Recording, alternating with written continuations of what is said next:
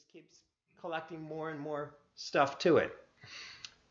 So as I said, these fluctuations are the seeds for the structure that we see around us today.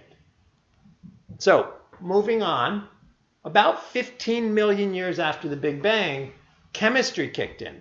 And a fair portion of my talk is going to be about the chemistry that led to the formation of the first stars.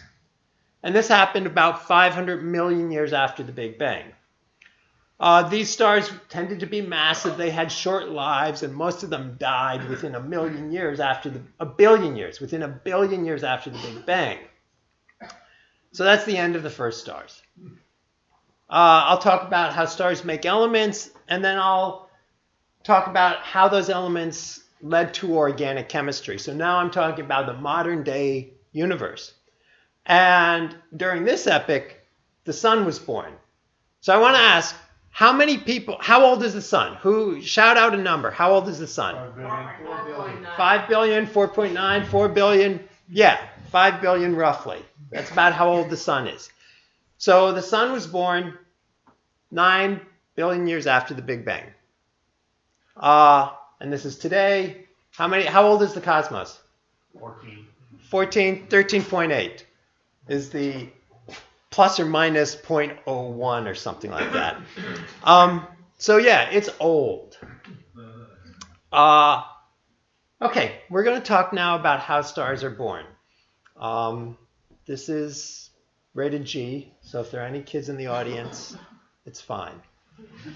All right, stars are born in clouds of gas. As these clouds collapse, they condense to form stars. And the rate at which the cloud collapses is controlled by the elements in the cloud. And in the modern universe, we have an entire periodic table of elements. Not all of them are equally important, but there are a lot to consider. Well, the early universe was much simpler because the Big Bang only created 3 elements. It created hydrogen, helium, and lithium. And there was nothing else. And I co-authored a paper on the chemistry of the early universe involving just these 3 elements, the molecules that they can make, and their ionization stages. And we had about 450 reactions that we had to consider. Now, fortunately, not all of them are equally important, but the chemistry can be very complex. But, all right, I'll be honest with you, you can really ignore the helium and lithium. So this is the periodic table I'll use for the first part of my talk. Okay, I can handle this. So this is a cartoon of how the first star formed. You have a cloud of gas. It is 90% hydrogen, 10% helium, and insignificant amounts of primordial lithium. It's held together by gravity. Gravity causes the cloud to collapse.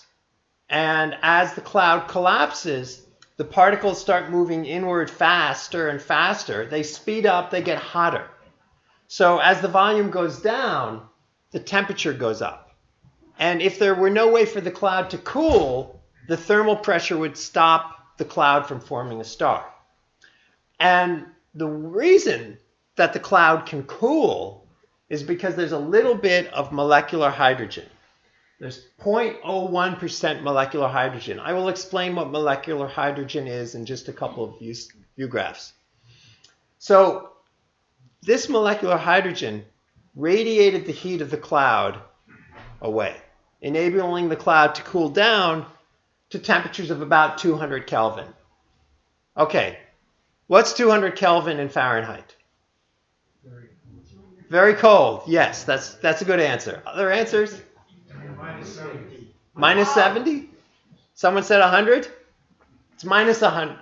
It's minus 100 Fahrenheit. So there are not going to be very many quizzes, and you're not going to be graded. But don't feel free to shout out whenever I ask something. So let's see. How does this hydrogen cool? Yes?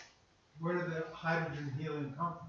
How did they develop? They're formed in the Big Bang in the first... Oh, good. I have to repeat the question.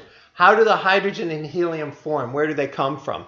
And they're formed in the Big Bang. Big Bang nucleosynthesis, when the universe was about 3 minutes old, it was hot enough that it could fuse elements together.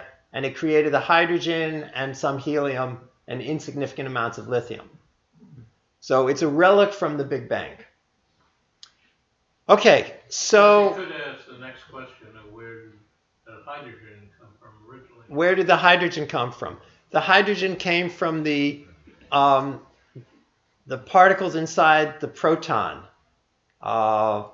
You see, I'm more of a chemist than a quarks. Thank you.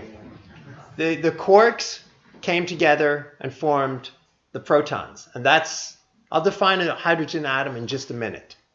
But before, in the universe at the very beginning was so hot that the quarks were unbound.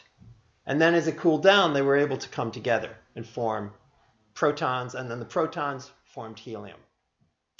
So, this is a movie. I got to show this. This is a movie of the formation of the first star. It's a 3D